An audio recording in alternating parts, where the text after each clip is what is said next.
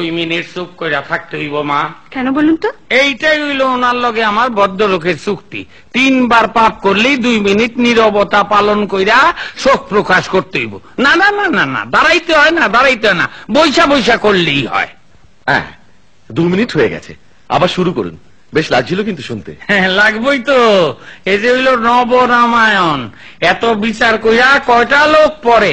কুম্ভকর্ণ অত বড় বীর, রাবণ হাম্মকের মতো কাঁচা ঘুম থেকে তুইলা তারে যুদ্ধে পাঠাইলো। কি রেজাল্ট হইল?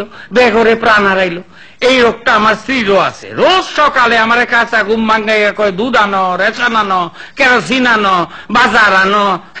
এইসব তো এক রকমের যুদ্ধই, বুঝবো মজা। যেদিন ওই রকম বেঘরে মরুম, আমার আর কি, ঠ্যাং চড়াইয়া কাটা চচ্চড়ি খাওন বাইরে হইব না তখন। কি অলক্ষণের কথা!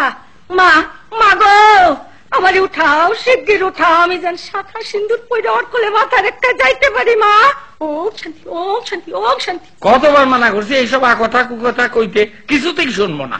দোষ তো আর অন্যা রামায়ণ। রামায়ণ পড়ে যে মাইয়া লোকের যেইটা বারণ করবা সেইটাই আগে করব। আপনি দেখছি অনবরত মেয়েদের দোষ দিয়ে যাচ্ছেন। দেবো না? এই ধরো লক্ষণ। গন্ডি কাইটা পই পই কইরা কইয়া গেল, বউঠান গন্ডির বাইরে যাইও না। তোর ফাইজলামি কইরা গন্ডির বাইরে যাওনের কোন কাম আছিল? না গেলে রাবণের 14 পুরুষের ক্ষমতা আছিল, সীতারে ফুসলাইয়া লইয়া যায়। আমার স্ত্রীও কথা শোনে না, যখন তখন বাইর হইয়া যায়।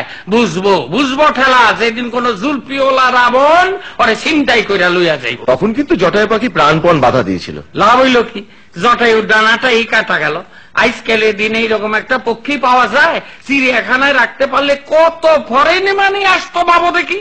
আচ্ছা, লক্ষণকে আপনার কেমন লাগে? নিরেট, মাকাল ফল, একটা গবেট। সে কি, এ কথা বলছেন কেন? প্রথমেই দেখো না, মায়ের পেটের ভাইয়ের থেকে তোর কাছে সৎ ভাই বেশি হইল। দাদা দাদা, ভাই ভাই, ব্যাপারই না এইটা। আসল কথা হইল, একটা বড় ক্ষমতা লোকের চাইচা না হইতে পারলে তো আর ফোরফ্রন্টে আসা যায় না, তাই দাদা দাদা। কিন্তু লক্ষণ বেশ বীরও ছিল। আমার বড় পোলার মতন। কি বললেন? হ্যাঁ, যত বীরত্ব মাইয়া লোকের কাছে। সরাসরি লড়াই একবারই করছিল মেঘনাথের লগে। এক বাণী জ্ঞান হারাইয়া একেবারে দাঁতে হিটকি ধইরা পইরা রইল। হনুমান ওষুধ না আইনা দিলে তো দাঁতের পাটি খুলতো না। অথচ দেখো, বনে এতদিন আসিলি, সেখানে একটাও মানুষের মুখ দেখতে পাস নাই। মাইয়া লোক তো দূরের কথা, তা যাই হোক, রাবণের বইনটা সাইজা গুইজা আইলো না, একটু বেশি ডলাডলি পানা করছিল। গায়ে না মাখলি হইতো, ফস কইরা মস্তানি কইরা তার নাক কাটনের কি দরকার ছিল? একই খেদা নাক, কাটলে পরে কি থাকে? আর নাকটা যদি চোখা হইতো, তাহলে সুপ্পনটা অতটা অফেন্স নিত না। আর রামচন্দ্র, তার চরিত্র তো কিছুই নাই। হরধনু ভাঙ্গা সীতারে বিয়া করছিল। এই রে ফলো কইরা আমার মেজো পোলা পাশের বাড়ি সীতারে বিয়া করণের লিগা ধনুক ভাঙ্গা পণ করছে। রামচন্দ্র কতখানি প্রজাবৎসল রাজা ছিলেন বলুন, আদর্শ রাজা তো। হ্যাঁ, পাবলিকের পেদানির ভয়ে যে নিজের বউরে আগুনে ঢুকতে কয়, সে আবার আদর্শ রাজা। পাবলিক রে ভোটের সময় খেপানো চলবো না। রামের তখন সিংহাসনের দরকার, পাবলিকের ডিমান্ড মাইনা নিতে হইল।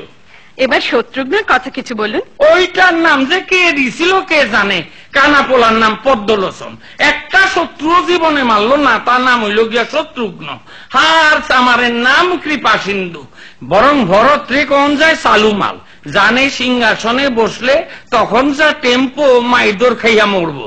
তাই দাদার অর্থাৎ রামচন্দ্রের খরমজোড়া খুইলা আইনা দিব্যি 14 বছর তার আড়ালে বইয়া রাজত্ব চালাইয়া গেল ঔরঙ্গজেবের মতন। যা করে সম্রাট শাহজাহান, আমি কেউ না। ভরত তাই, যা করতে আছে দাদার খরম, আমি নিমিত্ত মাত্র। এই ভরত থেকেই কিন্তু ভারতবর্ষ নাম হয়েছে। মা, ক্ষমা করো মা, এই মিনসারে বোবা করে দাও, নইলে আমারে কালা করে দাও। ওম শান্তি, ওম শান্তি, ওম শান্তি। কিন্তু একটা জিনিস রামায়ণে বেশ পরিষ্কার। কোনটা? রাম রাবণের যুদ্ধ প্রমাণ করে ধর্মের জয় আর অধর্মের পরাজয়। এই যুগে সেটা হইতে আছে কই? সত্য কাম করো, লোকে কইব পাঠা। সত্য কথা কও, ঠেঙ্গানি খাইবা। সত্য পথে থাকো, না খাইয়া মরবা। সৎ পথে থেকে মরলেও নাকি স্বর্গ লাভ হয়। হ্যাঁ, তখন হইতো, তখন তাড়াতাড়ি ডেসপাচ হইতো, হয়তো স্বর্গে যাইতো। এখন সৎ পথে মরলে ডেড বডি কোন দলের আইডেন্টিফাই হইতে হইতে ডেসপাচের আগেই পয়সা চাইবো। স্বর্গে পচা জিনিস এলাও করে না। খুব মুশকিল হলো তো। কেন? ভেবেছিলাম বয়স্ক অশিক্ষিত মানুষদের চিরকাল অন্ধকারে না রেখে আমরা কিছু কিছু জ্ঞানের আলো জ্বেলে দেব। জ্ঞানের আলো? কে দিব? ডিবিসি, ডিপিএল, সাঁওতালডি, ব্যান্ডেল, এরা কেউ তো আর এই আলো তৈরি করে না। তারা যে আলো তৈরি কইরা পাঠায় তাতেই আমরা কুলাইয়া উঠতে পারি না। আর এই আলোর মেগাওয়াট তো অনেক বেশি। তবু রাম রাবণের যুদ্ধে কয়েক লাখ বান্দর মারা গেছিল, তাই রক্ষা। না হইলে যা পরিবেষ্টিত হইয়া আছি তার উপরে আবার যদি তাগো বংশধরেরা বাইচা থাকতো তাহলে তো কাম সারছিল। তাহলে আপনার মতে রামায়ণে শেখবার মতন কিছুই নেই? একটা ব্যাপার ছাড়া, সেইটা কিন্তু বিজ্ঞানে আছে। রামায়ণে বিজ্ঞান কোনটা বলুন তো?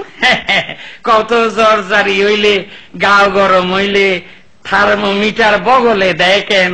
এর জবাবও রামায়ণে আছে? হ্যাঁ আছে। শরীরে এত জায়গা থাকতে বগলে থার্মোমিটার দেয় কেন? বুঝতে পারছি না, এও রামায়ণ? নিশ্চয়। আমাকে পূর্বপুরুষকে হনুমান বিশল্যকরণী খুঁজা না পাইয়া পুরা গন্ধমাদন লইয়া মারল লাভ। কথা ছিল সূর্য ওঠার আগে ওষুধ খাওয়াইতে হইব।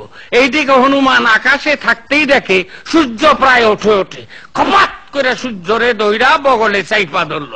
তেইলি বোঝো বেবাকির তো বগলেই। তার থেকেই সাইন্টিস্টরা বগলে থার্মোমিটার দেওয়ানের প্রথা চালু করলো।